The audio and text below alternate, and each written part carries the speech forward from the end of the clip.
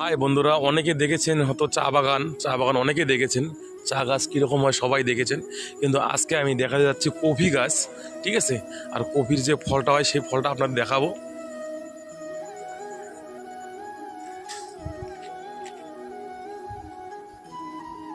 এটা হচ্ছে কফি গাছ, ঠিক আছে, এটা হচ্ছে কফি গাছ।